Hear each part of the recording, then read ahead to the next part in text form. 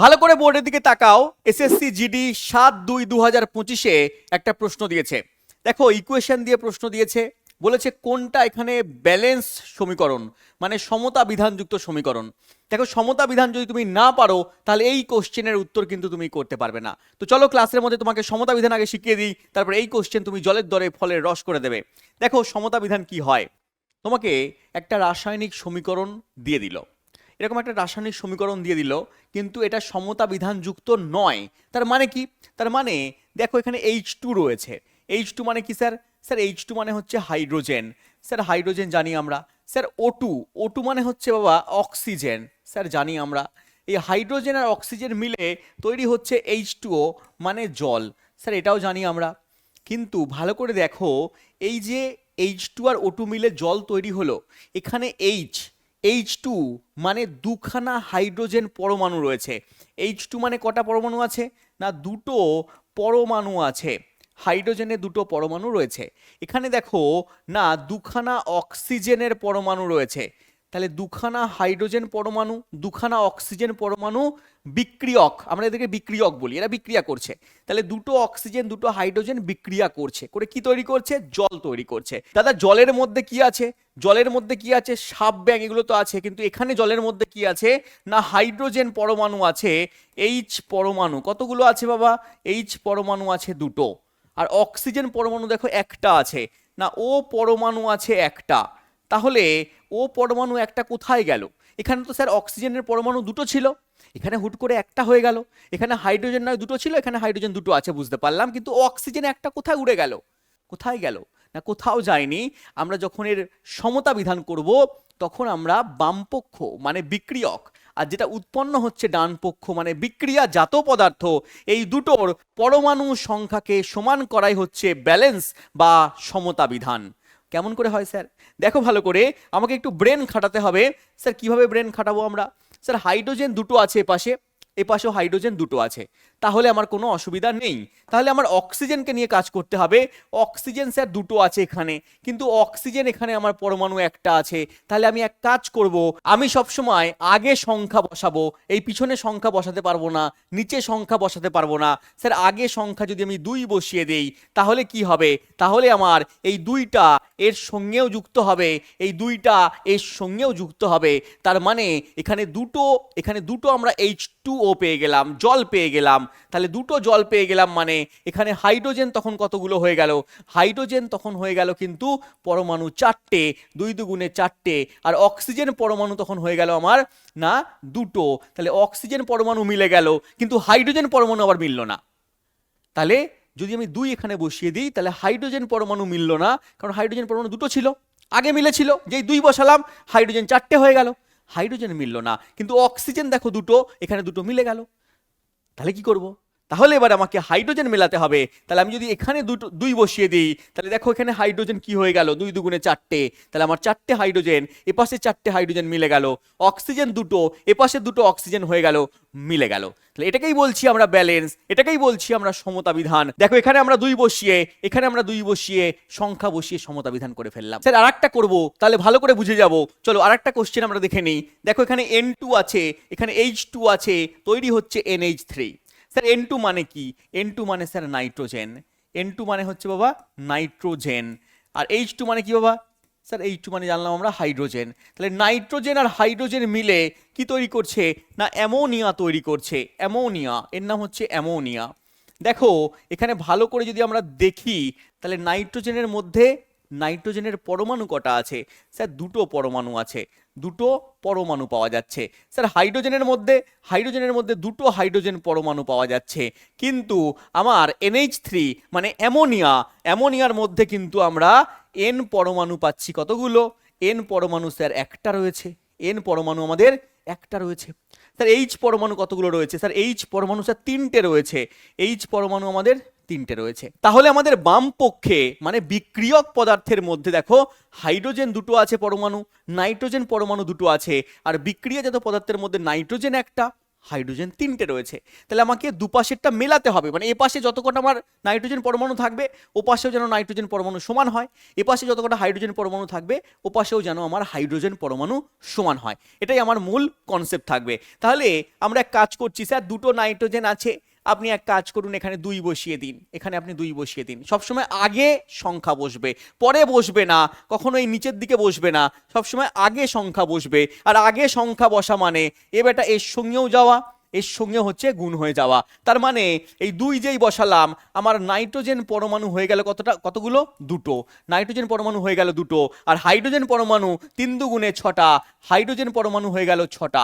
তাহলে স্যার আমরা এখান থেকে 2 যেই বসালাম, নাইট্রোজেন দুটো আর বাম পক্ষের নাইট্রোজেন দুটো মিলে গেল, তাহলে নাইট্রোজেন আমার মিলে গেল। এবার হাইড্রোজেন নিয়ে কারবার করতে হবে, হাইড্রোজেন স্যার 3 দুগুণে 6টা হয়েছে, এ পাশে হাইড্রোজেন দুটো আছে, আপনি এক কাজ করুন স্যার এখানে 3 বসিয়ে দিন, মনে আসছে 3 বসানোর কথা, তাহলে 3 দুগুণে 6টা, একদম ঠিক ভেবেছো, তাহলে 3 দুগুণে 6টা এখানে হাইড্রোজেন পরমাণু হয়ে গেল, 3 দুগুণে 6টা হাইড্রোজেন পরমাণু, এ পাশেও 6টা হাইড্রোজেন পরমাণু। তাহলে আমার বাম পক্ষে নাইট্রোজেন দুটো, ডান পক্ষে নাইট্রোজেন দুটো মিলে গেল, আমার বাম পক্ষে হাইড্রোজেন 3 দুগুণে 6টা, আমার ডান পক্ষে হাইড্রোজেন 3 দুগুণে 6টা মিলে গেল, তার মানে আমার ব্যালেন্স হয়ে গেল। এটাকেই বলছি আমরা ব্যালেন্স বা সমতা বিধানযুক্ত সমীকরণ।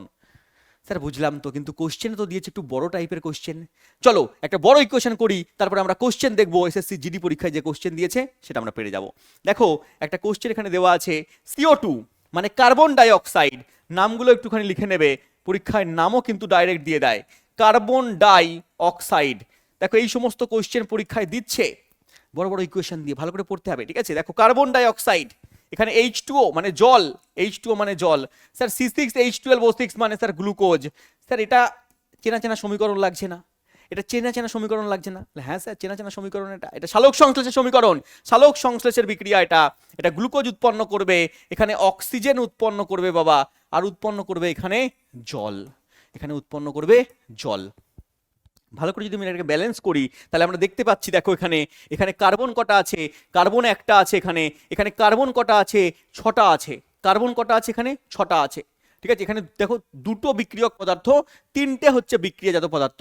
আমাকে দেখতে হবে এখানকার মোট পরমাণু আর এখানকার মোট পরমাণু যেন সমান হয়, মোট পরমাণুগুলো যেন সমান হয়।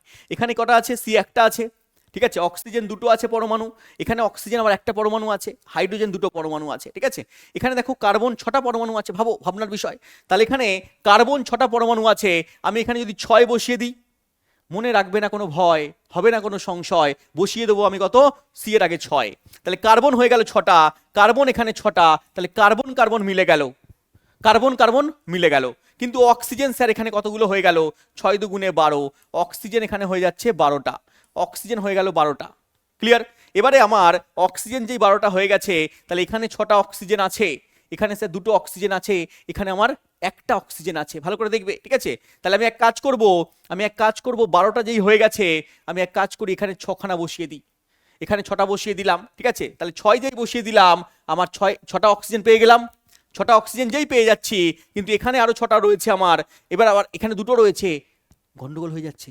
আমি কি করব, আমি স্যার এক কাজ করি, স্যার এখানেও 6 বসিয়ে দিই, এখানেও 6 বসিয়ে দিই, তাহলে 6 দুগুণে 12টা অক্সিজেন, এখানে 6টা অক্সিজেন, মোট হয়ে গেল আমার 12খানা, আর এখানে 6টা, 12 আর 6 কত হয়ে গেল বাবা, 18টা, 18 আর 6 কত হচ্ছে 24টা, তাহলে এ পাশে আমার 24টা অক্সিজেন, দেখো এখানে 6টা, এখানে 6 দুগুণে 12টা, এখানে 6টা, তাহলে 24টা অক্সিজেন আমাকে মেলাতে হবে। এখানে আমি 12টা পেয়ে গেছি, আমি যদি এখানে এখানে 12 বসিয়ে দিই, এখানে এক কাজ করো 12 বসিয়ে দাও, তাহলে কি দেখো এখানে 12টা অক্সিজেন এখানে হয়ে গেল, এখানে 12টা অক্সিজেন হয়ে গেল, তাহলে টোটাল আমাদের 24টা অক্সিজেন মিলে গেল, ঠিক আছে, একটু বুঝবে, দেখো 24টা অক্সিজেন মিলে গেল। স্যার এবার আমরা হাইড্রোজেনকে মেলাবো, হাইড্রোজেন দেখো এখানে 12টা রয়েছে, এখানে হাইড্রোজেন কটা আছে, 6 দুগুণে 12টা, তাহলে হাইড্রোজেনও আছে 12 12 24টা, হাইড্রোজেন 6 দুগুণে 12টা, হাইড্রোজেন এখানে রয়েছে 6 দুগুণে 12টা, এখানে রয়েছে 12টা, তাহলে হাইড্রোজেন 24টা মেলাতে হবে আমাকে। কি করবো স্যার, স্যার মিলে গেছে অলরেডি, দেখুন 12 দুগুণে 24টা, হাইড্রোজেন বাম পক্ষে 24টা মিলে গেছে, তার মানে এখানে 6CO2, মনে রাখবে ইম্পর্টেন্ট এটা বিক্রিয়া, মনে রাখতে হবে, পরীক্ষার সময় এত সময় তুমি পাবে না, তোমাকে ডাইরেক্ট অ্যাপ্লিকেশন করতে হবে, যে 6CO2 12H2O, এখানে C6H12O6 plus 6O2 plus 6H2O, এটা তোমাকে জেনে যেতে হবে পরীক্ষার আগে, মানে তোমাকে প্রিপারেশন করতে হবে ভালো করে। স্যার কোশ্চেনে নিয়ে আসুন, দেখো জিডি পরীক্ষায় কি কোশ্চেন দিয়েছে, আশা করছি বুঝতে পারলে, খাতার মধ্যে লিখবে এগুলো, ব্রেন খাটাবে। দেখো জিডি 2025-এ কোশ্চেন দিয়েছে, স্যার টাফ লেভেলের কোশ্চেন দিয়েছে মনে হচ্ছে, একদম টাফ লেভেলের কোশ্চেন পরীক্ষা আসছে, তোমাকে উড়িয়ে দিতে হবে, ছেলেমেয়ে উড়িয়ে দিচ্ছে, চাকরি পেয়েছে। দেখো তাহলে রাসায়নিক সমতা বিধান কোনটায় করা আছে? দেখো ভালো করে যদি আমরা সবগুলো অপশন চেক করি, এখানে দেখো কার্বন কটা আছে, কার্বন 4 দুগুণে 8টা আছে। হ্যাঁ বুঝবে, দেখো কার্বন 4 দুগুণে 8টা আছে, এখানে কার্বন কটা আছে, 8টা আছে। কার্বন তার মানে মিলেছে, ঠিক আছে, ঠিক আছে। এখানে হাইড্রোজেন দেখো 10 দুগুণে 20টা আছে, 10 দুগুণে 20টা আছে, কিন্তু এখানে হাইড্রোজেন দেখো 10 দুগুণে 20টা আছে, মানে হাইড্রোজেনও মিলেছে বলেছে। তার মানে এখানে অক্সিজেন মেলাতে হবে, এখানে 12 দুগুণে 24টা অক্সিজেন আছে, 12 দুগুণে 24টা অক্সিজেন আছে, এখানে 10টা অক্সিজেন, এখানে 8 দুগুণে 16টা, 8 দুগুণে 16টা অক্সিজেন। তাহলে অক্সিজেন মিলছে না, 8 দুগুণে 16টা অক্সিজেন আছে এখানে, এখানে 10টা অক্সিজেন পেয়ে যাচ্ছ, 10টা অক্সিজেন আর 16টা অক্সিজেন মিলে কত হচ্ছে বাবা? না 26টা হয়ে যাচ্ছে, কিন্তু এখানে কটা আছে? এখানে 12 দুগুণে 24টা আছে, তার মানে ভুল করেছে, অক্সিজেন সংখ্যা ভুল আছে। স্যার এটা হবে না, স্যার এটা হবে না, ঠিক আছে। দেখো এই সমস্ত কোশ্চেন করতে গেলে তোমাকে আরেকটা ট্রিক শিখিয়ে দিচ্ছি, তুমি সবসময় লাস্ট থেকে চেক করবে। প্রথম থেকে চেক করতে করতে যাবে, পরীক্ষার হলে সময় নষ্ট হবে, তুমি লাস্ট থেকে চেক করবে। লাস্ট থেকে চেক করো, দেখো বাবা, দেখো লাস্ট এটা চেক করো, এখানে কতগুলো আছে কার্বন? স্যার 4 দুগুণে 8টা কার্বন আছে, 4 দুগুণে 8টা, 4 দুগুণে 8টা কার্বন। স্যার এখানে 8টা কার্বন আছে, মিলে গেল 8টা কার্বন। স্যার এখানে হাইড্রোজেন কটা আছে? এখানে হাইড্রোজেন 10 দুগুণে 20টা আছে, 20টা হাইড্রোজেন, এখানে দেখো 10 দুগুণে 20টা হাইড্রোজেন আছে, স্যার হাইড্রোজেন মিলে গেল। স্যার এখানে অক্সিজেন কটা আছে? স্যার 13 দুগুণে 26টা আছে, 26টা অক্সিজেন আছে, এখানে 8 দুগুণে 16টা, এই যে 8 দুগুণে 16টা অক্সিজেন রয়েছে আর 10টা অক্সিজেন রয়েছে, তাহলে এখানে 16 আর 10 26টা অক্সিজেন আছে, এখানেও 26টা অক্সিজেন আছে, তার মানে অপশন নাম্বার ডি আমার সঠিক উত্তর হয়ে গেল। অপশন নাম্বার ডি সঠিক উত্তর, বি আর সি আমার ভুল দেওয়া আছে। চেক করে নেবে, বাড়িতে চেক করবে, সবসময় লাস্ট কোশ্চেন থেকে লাস্ট অপশন থেকে চেক করতে করতে যাবে। স্যার এটাই হচ্ছে সমতা বিধান, পরীক্ষা এরকম দিয়েছে, এবার পরীক্ষায় তোমাকে দিতে পারে হয়তো এরকম গ্যাপ গ্যাপ দিয়ে, এরকম বললো যে এখানে কি বসবে, 2 বসবে, 3 বসবে না 4 বসবে। তাহলে সমতা বিধান তোমাকে ভালো করে শিখতে হবে। এইটুকুনি সময়ের মধ্যে আমি তোমাকে আশা করছি শেখাতে পারলাম। যদি না বুঝতে পারো আরেকবার ভিডিওটা দেখবে, প্রথম থেকে দেখবে, আশা করছি বুঝতে পারবে। এছাড়াও তুমি যদি ভাবো স্যার আমার সায়েন্স একেবারে কমজোরি, আমি বুঝতে কিছুই পারছি না, তাহলে তোমাকে ভাই বেসিক থেকে পড়তে হবে। আর বেসিক থেকে পড়তে গেলে তোমাকে ইও স্টাডি অ্যাপে যুক্ত হতে হবে, কারণ ইও স্টাডি অ্যাপে আরও ধরে ধরে পুরো সমতা বিধান আমি একটা ক্লাস করাই, 1 ঘন্টা 1.5 ঘন্টার ক্লাস করিয়ে যাই, ছেলেপিলেকে জলের দরে ফলের রস করে দিই। শুধু সমতা বিধান নয়, এরকম সায়েন্সের প্রত্যেকটা চ্যাপ্টার, তার মধ্যে প্রত্যেকটা টপিক তোমাকে ধরে ধরে পড়াই। সায়েন্সকে একেবারে জলের দরে ফলের রস করে দিই। যারা বন্ধু বান্ধব পড়ছে জিজ্ঞেস করবে যে সায়েন্স আমি কেমনভাবে পড়াই। এছাড়াও সায়েন্স ছাড়াও বিভিন্ন সাবজেক্ট রয়েছে, ম্যাথ, রিজনিং, আমাদের ইংলিশ রয়েছে, জিকে জিএস এর পার্ট রয়েছে, এছাড়াও তোমাদের কম্বো ব্যাচ রয়েছে, এছাড়াও তোমাদের এসএসসির ব্যাচ রয়েছে, এছাড়াও তোমাদের রেলের ব্যাচ রয়েছে, পুলিশের ব্যাচ রয়েছে। তুমি যে পরীক্ষা দেবে তার জন্য তুমি যুক্ত হতে পারো। তুমি যদি ভাবো রেলে যুক্ত হবে, রেলের সমস্ত সাবজেক্ট পেয়ে যাবে। তুমি এসএসসি ফাউন্ডেশন নেবে, এসএসসিতে যে কটা সাবজেক্ট পরীক্ষা আসে সব সাবজেক্ট এখানে পেয়ে যাবে। তুমি পুলিশের পরীক্ষা দেবে, পুলিশের সিলেবাস অনুযায়ী যে কটা সাবজেক্ট আছে সব কটা এখানে পেয়ে যাবে, এবং সবকটা আলাদা আলাদা টিচার পড়াবেন, এবং প্রত্যেক জায়গায় আমি তোমাকে সায়েন্স পড়াবো। সায়েন্স জলের দরে ফলের রস করে দেবো, শুধু আমাকে সময় দিতে হবে 5 থেকে 6 মাস, তোমাকে জলের দরে ফলের রস করে দেবো। এই সুযোগ সুবিধাগুলো তুমি পেয়ে যাবে এখানে। ছোটবেলার ঘাটতি পূরণ করতে পারবে। তুমি একেবারে ভাবছো আমি স্যার আমি সায়েন্স পড়বো কি করে, এইসব সমতা বিধান আমি জানবো কি করে, আমি তো আর্টসের স্টুডেন্ট, আমি তো কমার্সের স্টুডেন্ট, সেই কবে পড়েছি আমি ভুলে গেছি, আমার চিহ্ন মনে নেই, সংকেত মনে নেই, এগুলো দেখেই আমার সর্ষের ফুল লাগছে। একদম চিন্তা করতে হবে না, ছোটবেলা থেকে পড়াবো তোমাকে, 0 লেভেল থেকে পড়াবো তোমাকে, এমনভাবে পড়াবো যেন মনে হবে বাচ্চাদেরকে ধরে ধরে পড়াচ্ছি, বাচ্চা থেকে একেবারে তোমাকে অ্যাডভান্স লেভেলে নিয়ে যাবো, যাতে কিনা তোমার যে কোনো চাকরির পরীক্ষায় কঠিন প্রশ্ন আসুক, সহজ প্রশ্ন আসুক, তুমি সব অ্যান্সার করতে পারবে। তো ছোটবেলার ঘাটতি পূরণ করে পড়ানো হবে এখানে, তার সঙ্গে সঙ্গে পড়ানো হবে না, পড়ানো হয়। আমরা ছোটবেলার ঘাটতি পূরণ করেই পড়াই, ঠিক আছে। দেখো আপডেটেড লেভেলের কন্টেন্ট পেয়ে যাবে। হ্যাঁ, ছোটবেলার ঘাটতি পূরণ করে বেসিক একেবারে মজবুত করে, ভিতকে মজবুত করে তার উপরে বিল্ডিং চাপবে, এবং তারপরে আমাদের কনসেপ্ট ট্রিক্স তো রয়েছেই, লাইভ ক্লাস তোমরা করতে পারবে, তার সঙ্গে সঙ্গে রেকর্ডের ক্লাস থাকবে। মানে লাইভ ক্লাস তুমি করতে পারলে না কোনো কারণের জন্য, তোমার শরীর খারাপ হলো, অসুবিধা হলো, কোথাও ঘুরতে গেলে, তাহলে সেই ক্লাসটা তোমার রেকর্ডের হয়ে থাকবে, তোমার ইচ্ছা মতো টাইম অনুযায়ী তুমি করতে পারবে। তার সঙ্গে সঙ্গে প্রাইভেট ডাউট সলভের টিচার থাকবে, দেখে নেবে, এবং হ্যান্ড হোল্ডিং সাপোর্ট তোমাকে দেওয়া হবে। আরও বিস্তারিত জানতে কন্ট্যাক্ট নাম্বার স্ক্রিনে দেখতে পাচ্ছ, তুমি কল করে নেবে, আমাদের টেকনিক্যাল টিমের সঙ্গে যোগাযোগ করে নেবে। চলে এসো পরের কোশ্চেনে। স্যার WTO এর প্রধান কাজ কি? WTO ওয়ার্ল্ড ট্রেড অর্গানাইজেশন, যার ফুল ফর্মও পরীক্ষায় দিয়ে দেয়। কি নাম বাবা? World Trade Organization. কি বলেছে? বলেছে শুধুমাত্র অভ্যন্তরীণ বাণিজ্যের প্রসার ঘটায় না, নামের মধ্যে আছে ওয়ার্ল্ড ট্রেড, মানে সারা বিশ্বের ট্রেড, ঠিক আছে। বিশ্ব পর্যটন নিয়ন্ত্রণ করে, পর্যটন নিয়ন্ত্রণ করে না, ঠিক আছে। তাহলে অপশন এ, অপশন বি হবে না। অপশন সি বলেছে আন্তর্জাতিক বাণিজ্য উদারীকরণ এবং ন্যায্য অনুশীলনে নিশ্চিত করছে, একদম ঠিক উত্তর বলেছে, ঠিক আছে। অপশন নাম্বার 3 আমার সঠিক উত্তর। 4টা একবার দেখে নাও। স্যার উন্নয়নশীল দেশগুলোকে অর্থায়ন করা, শুধু উন্নয়নশীলকে করে? সারা বিশ্বের মধ্যে সমস্ত দেশের মধ্যেই করে, তাহলে অপশন 4ও আমার বাদ চলে গেল। দেখো এরকম ইকোনমিক্স থেকে প্রশ্ন দিয়ে দিয়েছে, হ্যাঁ, এটাকে স্ট্র্যাটেজিকও বলে অনেকে, অনেকে স্যার ইকোনমিক্সও বলে, তাহলে অপশন 3 আমার সঠিক উত্তর। তাহলে WTO হচ্ছে ওয়ার্ল্ড ট্রেড অর্গানাইজেশন। স্যার কবে এটা তৈরি হয়েছিল, কবে প্রতিষ্ঠা হয়েছিল? না বেশি দিন হয়নি, 1995 সাল 1 জানুয়ারি। তাহলে 1 জানুয়ারি 1995 সালে তৈরি করা হয়েছিল, কিন্তু এর আগে একটা সংস্থা ছিল, তাকে তাকে কি করা হয়েছে, রিপ্লেসমেন্ট করে এটা তৈরি করা হয়েছে ডাব্লিউটিও। স্যার আগের সংস্থার নাম কি? GATT, গ্যাট বলা হতো, তাকে রিপ্লেস করে তৈরি করা হয়েছে এটা। এবং এর সদর দপ্তর মনে রাখবে সুইজারল্যান্ডের জেনেভায় অবস্থান করছে। সুইজারল্যান্ডের জেনেভায় বিভিন্ন পরীক্ষা দিয়ে দেয় যে ডাব্লিউটিও সদর দপ্তর কোথায় রয়েছে, ঠিক আছে। হ্যাঁ, ইউএন এর সদর দপ্তর কোথায় রয়েছে, এগুলো ম্যাডাম তোমাদের পড়ে নেবে, ঠিক আছে। সদর দপ্তর ইম্পর্টেন্ট। চলে এসো পরের কোশ্চেনে। স্যার তুরা কোন পাহাড়ে অবস্থান করছে যা মৃদু আর্দ্র কৃষি জলবায়ু অঞ্চলের অন্তর্গত? তাহলে তুরা হচ্ছে কোন পাহাড়ে রয়েছে? লাওর, গারো, জয়ন্তিয়া, খাসি। এই পাহাড়ের নামগুলো তোমরা পড়বে, গারো, খাসি, জয়ন্তিয়া, ঠিক আছে। এই পাহাড়ের নামগুলো কোথায় পাবে? স্যার মেঘালয়ে পেয়ে যাব। মেঘালয়ের মধ্যে এই 3টে পাহাড় 4টে পাহাড় রয়েছে। তাহলে এই পাহাড়ের মধ্যে তুরা বলা হচ্ছে, মনে রাখবে, গারো পাহাড়কে। গারো পাহাড়কে তুরা বলা হচ্ছে। সেখানে বৃষ্টিপাত, প্রচণ্ড বৃষ্টিপাত হয়। সেখানে কি হয় না, এইরকম মৃদু অত্যন্ত আর্দ্র জলবায়ু পাওয়া যাচ্ছে, কৃষি জলবায়ু পাওয়া যাচ্ছে, কৃষিকাজ ভালো হয়। এটাকে তুরা অঞ্চল বলা হয়, গারো পাহাড়ে পাওয়া যায়। দেখো ভালো করে দেখলে আমাদের মেঘালয় কোথায় অবস্থান করছে? আমাদের ভারতের, ঠিক আছে, পশ্চিমবঙ্গ রয়েছে, পশ্চিমবঙ্গের আমাদের পাশে বাংলাদেশের ওপরে অবস্থান করছে কি বাবা? না মেঘালয়। এই মেঘালয়ের মধ্যে দেখো তুরা অঞ্চল রয়েছে, দেখতে পাচ্ছ এখানে তুরা অঞ্চল এখানে রয়েছে, যেটা কিনা আমাদের গারো পাহাড়ের মধ্যে পড়ছে। একটা হচ্ছে ওয়েস্ট গারো হিল, উপরে রয়েছে ইস্ট গারো হিল, ঠিক আছে। মানে এটা পশ্চিম, এটা হচ্ছে পূর্ব, গারো পাহাড়ের পশ্চিম পূর্ব, তার মধ্যে রয়েছে এখানে তুরা অঞ্চল, যেখানে কৃষিকাজ খুব ভালো হয়। এবং তারপরে রয়েছে কে? খাসি, ঠিক আছে, গারো, খাসি। এবং তারপরে রয়েছে কি বাবা? জয়ন্তিয়া। গারো, খাসি, জয়ন্তিয়া দেখে নেবে একবার আমাদের ম্যাপের মধ্যে, দেখে নেবে। চলে এসো নেক্সট কোশ্চেনে। দেওয়া আছে স্ফুটন মানে বয়লিং এবং বাষ্পায়ন এভাপোরেশন যথাক্রমে ড্যাশ এবং ড্যাশ ঘটনা।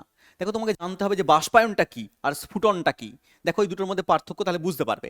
দেখো দুটো ছবি তোমাকে দিয়েছি, দেখো একটা আছে ইভাপোরেশন, একটা হচ্ছে বয়লিং। বয়লিং মানে হচ্ছে স্ফুটন।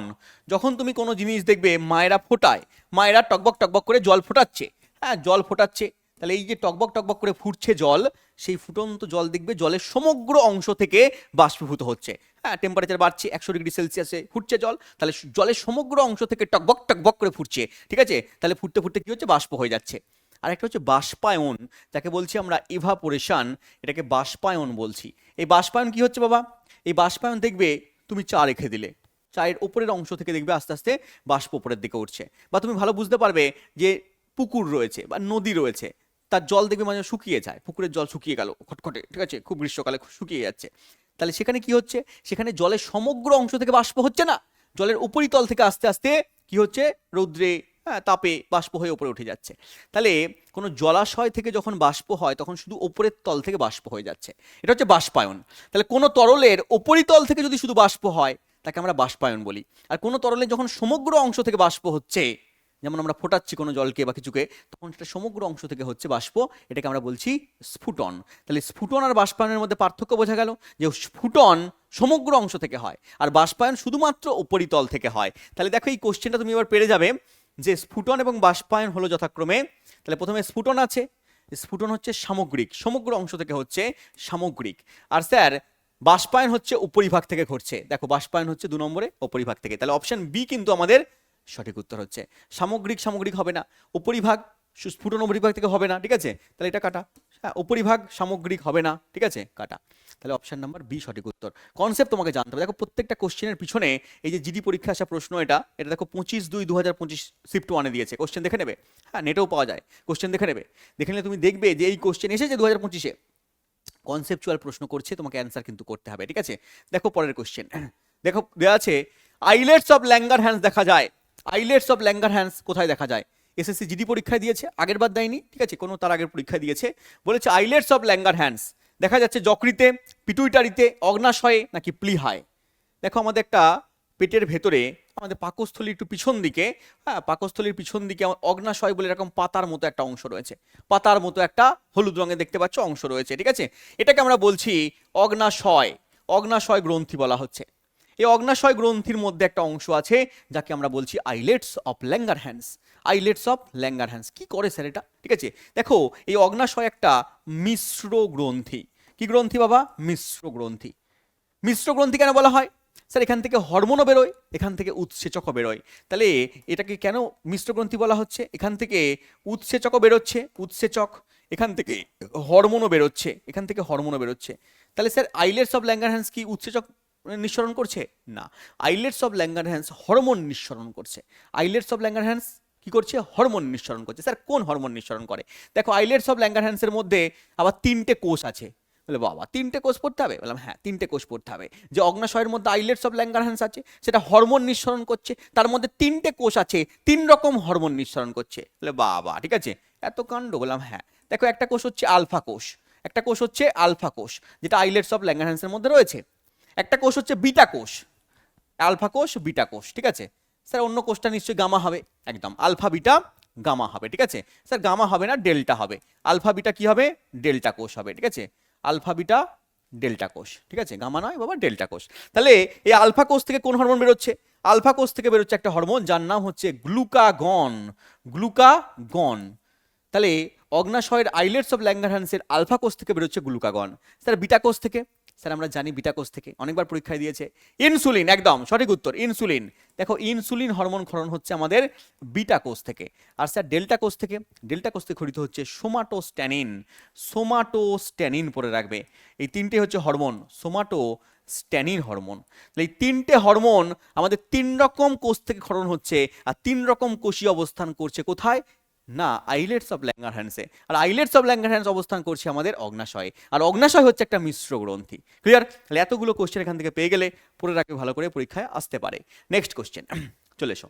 দেখো দেওয়া আছে এখানে, পুরো বড় করে দেওয়া আছে, পড়ে রাখবে, ঠিক আছে। নেক্সট, ভারতের যুবকদের প্রয়োজনীয়তা পূরণের জন্য ভারত সরকার কত সালে ন্যাশনাল ইউথ পলিসি এনওয়াইপি চালু করেছে? কত সালে ন্যাশনাল ইউথ পলিসি চালু করেছে? স্যার এটা একটা স্ট্যাটিক জিকের প্রশ্ন না? একদম, এটা একটা স্ট্যাটিক জিকের প্রশ্ন।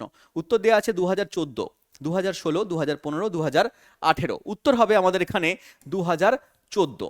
2014 সালে চালু হয়েছে এনওয়াইপি, ন্যাশনাল ইউথ পলিসি। এই ন্যাশনাল ইউথ পলিসিতে কি বলা হয়েছে?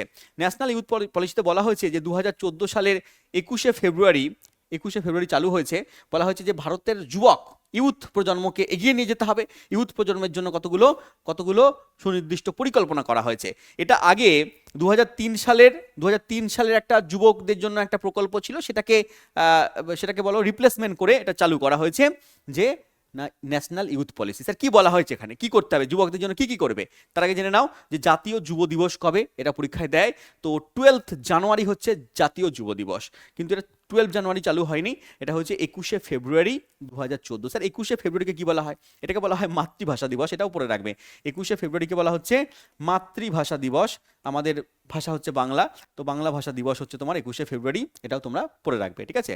এবারে স্যার কি বলা হয়েছে দেখো, বলা হয়েছে যে 5টা নীতির উপর জোর দিতে হবে। বলেছে শিক্ষা এবং দক্ষতা, গুণগত শিক্ষা আর কর্মমুখী শিক্ষা অর্জন করতে হবে, ঠিক আছে। পুঁথিগত শিক্ষা টিক্ষার সব দিকে এ করলে হবে না, গুণগত মানে উন্নত করতে হবে এবং কর্মমুখী শিক্ষা গ্রহণ করতে হবে, যেটা বিদেশে চালু রয়েছে।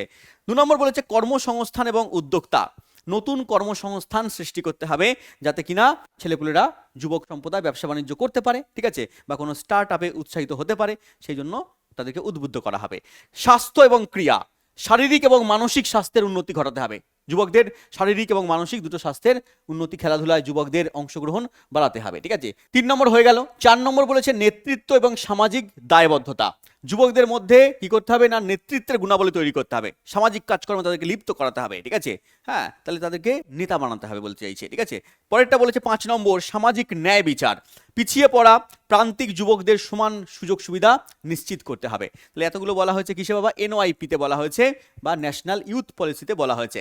চলে এসো পরের কোশ্চেনে। দেওয়া আছে অ্যানক্সিজেনিক সালোক সংশ্লেষণ পরিচালনাকারী ব্যাকটেরিয়া ইলেকট্রন দাতা হিসেবে কোন যৌগটি ব্যবহার করেন? খুব ইম্পর্টেন্ট প্রশ্ন, কনসেপ্টচুয়াল প্রশ্ন। আমি দেখছি যে 2025-এ যে জিডির পরীক্ষা হয়েছে বা যে কোনো পরীক্ষা হয়েছে, জিডির প্র্যাকটিসের বলে আমি জিডির কোশ্চেন নিয়েছি এখানে, কিন্তু অন্যান্য যে কোনো পরীক্ষা তুমি তুলবে ন্যাশনাল লেভেলের, ঠিক আছে, বা হচ্ছে তোমার এসএসসি বা রেলের পরীক্ষা তুলবে, সেখানে তুমি দেখবে সব বেশিরভাগ কনসেপ্টচুয়াল প্রশ্ন দিচ্ছে। তুমি দেখো কনসেপ্টচুয়াল প্রশ্নে ভর্তি। তাহলে এখানে দেখো বলেছে অ্যানক্সিজেনিক সালোক সংশ্লেষ পদ্ধতিতে আমরা কাকে ইলেকট্রন দাতা হিসেবে ব্যবহার করব?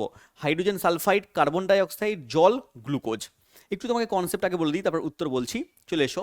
দেখো নর্মালি সালোক সংশ্লেষ প্রক্রিয়ায় কি ঘটে? নর্মালি সালোক সংশ্লেষ প্রক্রিয়া সবুজ উদ্ভিদদের মধ্যে ঘটে। স্যার সবুজ উদ্ভিদদের কোথায় ঘটে? স্যার ক্লোরোপ্লাস্টের মধ্যে ঘটে। সবুজ অংশে যেখানে ক্লোরোপ্লাস্ট আছে তার মধ্যে ক্লোরোফিল আছে, ক্লোরোফিলের মধ্যে ঘটছে। ক্লোরোফিলের গ্রানা অঞ্চল আছে ও স্ট্রোমা অঞ্চল আছে, সেখানে ঘটছে আলোক বিক্রিয়া গ্রানাতে, আর অন্ধকার বিক্রিয়া স্ট্রোমাতে ঘটছে। এখানে কি হয়, এখানে হচ্ছে জল ভেঙে যায়, জল নেয় উদ্ভিদা মূলের সাহায্যে, সেই জলটা ভেঙে যায়, ভেঙে গিয়ে কী করে এইচ প্লাস আর ওএইচ মাইনাস আয়ন তৈরি করে। সেই এইচ প্লাস আয়ন কি করে, এইচ প্লাস আয়ন ওরা কি করে না ইলেকট্রন দাতা হিসেবে কাজ করে। জল যখন ভেঙে যায় এইচ প্লাস আর ওএইচ মাইনাস আয়নে, এই এইচ প্লাস আয়নটা ইলেকট্রন দাতা হিসেবে কাজ করে, ইলেকট্রন দাতা হিসেবে কাজ করে। কিন্তু যেখানে এই জল পাওয়া যায় না, যেখানে জল পাওয়া যাচ্ছে না, সেখানে কি হচ্ছে, সেখানে কিছু সালফাইড ব্যাকটেরিয়া রয়েছে, ঠিক আছে, কিছু সায়ানো ব্যাকটেরিয়া রয়েছে। তারা কি করে, তারা হচ্ছে হাইড্রোজেন সালফাইড সেখানে পাওয়া যায়। তারা কি করে, তারা হচ্ছে H2S, ঠিক আছে, H2S কোথায় আছে, এই যে H2S, H2S যখন ভেঙে যায়, ভেঙে গিয়ে H2H প্লাস আর S তৈরি করে, তখন এই 2H প্লাস থেকে ইলেকট্রন কি করে নিয়ে নেয়, তখন 2H প্লাস ইলেকট্রন দান করে। তাহলে যেখানে জল কাজে লাগছে না, সেখানে ইলেকট্রন দাতা হিসেবে H প্লাস কে দিচ্ছে, সেখানে দিচ্ছে H2S। তাহলে উত্তর কি হবে স্যার, হাইড্রোজেন সালফাইড, এর নামই হচ্ছে H2S, হাইড্রোজেন সালফাইড, মনে রাখবে। চলে এসো, একটু কনসেপচুয়াল প্রশ্ন দিয়েছে, পড়তে হবে, ঠিক আছে। আরও বিস্তারিতভাবে সালোক সংশ্লেষ কীভাবে ঘটছে, কোথায় ফটোলাইসিস ঘটছে, কোথায় ফটোফসফোরাইলেশন ঘটছে, কিভাবে জল বিশ্লিষ্ট হচ্ছে, হ্যাঁ, কীভাবে হচ্ছে তোমার এডিপি তৈরি হচ্ছে, এটিপি তৈরি হচ্ছে, এডিপি প্লাস পিআই যুক্ত হয়ে, এগুলো সব ডিটেলসে আমি কোর্সের ভেতরে কিন্তু পড়াই বাবা। আর এখানে এত সময় নেই কনসেপ্ট ধরে ধরে পড়ানোর, কারণ এখানে আমি প্রিভিয়াস ইয়ারের কোশ্চেন করাচ্ছি এবং তোমাকে বোঝানোর চেষ্টা করছি। দেখো প্রত্যেকটা প্রশ্ন কিন্তু কনসেপচুয়ালভাবে দিয়েছে, তোমাকে পড়তে হবে। তুমি যেখান থেকেই পড়ো, তুমি নিজে পড়ো, তুমি অন্য কোথা থেকে পড়ো, ঠিক আছে, তুমি আমার কাছ থেকে পড়ো বা আমাদের কোনো স্যার ম্যাডামদের কাছ থেকে পড়ো, ঠিক আছে, ইতিহাস ভূগোল সমস্ত কিছু সাবজেক্ট পড়ো, তুমি যেখান থেকেই পড়ো তোমাকে কনসেপ্টভাবে পড়তে হবে, ঠিক আছে, কনসেপ্ট না পড়লে উপায় নেই। হ্যাঁ, চলে এসো পরের কোশ্চেনে। 2011 সালের ভারতের জনগণনা অনুযায়ী নিচের উত্তর পূর্ব ভারতের রাজ্যগুলোর মধ্যে কোনটির সাক্ষরতার হার সবচেয়ে বেশি? দেখো জনগণনা 2011 সালে শেষ জনগণনা হয়েছে, তারপরে আর জনগণনা হয়নি। এখন 2026 সাল, এখনো হয়নি, এই বছর হওয়ার কথা রয়েছে কিন্তু এখনো হচ্ছে না, ঠিক আছে। তো 2011 সালে সেই লাস্ট জনগণনা থেকেই পরীক্ষায় প্রশ্ন দিয়ে যাচ্ছে গত 14-15 বছর ধরে এই কোশ্চেনই আসছে, ঠিক আছে। তো ঘুরিয়ে ফিরিয়ে কোশ্চেন করছে এরা, বলছে 2011 সালের উত্তর পূর্ব ভারতে, উত্তর পূর্ব মানে কোন দিকটা, ওই দিকটা, ঠিক আছে, ওই দিকটা উত্তর পূর্ব ভারত, হ্যাঁ, পশ্চিমবঙ্গের ওই দিকে, মেঘালয়, আসাম, মিজোরাম, ঠিক আছে, সব লেখা আছে, দেখো এই যে নাগাল্যান্ড, অসম, মিজোরাম, মণিপুর, এরা, ঠিক আছে। এই উত্তর পূর্ব ভারতের মধ্যে কোনটির সাক্ষরতার হার সবচেয়ে বেশি ছিল? তাহলে উত্তর কি হবে, উত্তর হবে আমাদের মিজোরাম। উত্তর কি হচ্ছে আমাদের মিজোরাম। মিজোরামে সাক্ষরতার হার কিন্তু সবচেয়ে বেশি। এবং যদি আমরা ওভারঅল ভারতের কথা বলি, তাহলে ভারতের মধ্যে সাক্ষরতার হার বেশি রয়েছে কেরলে। সবচেয়ে বেশি কোথায় আছে বাবা, কেরলে। কোথায় লেখা আছে, এই যে 94% হচ্ছে কেরলে। তারপরেই চলে এসছে উত্তর পূর্ব ভারত, যেখানে মিজোরামের হার সবচেয়ে বেশি।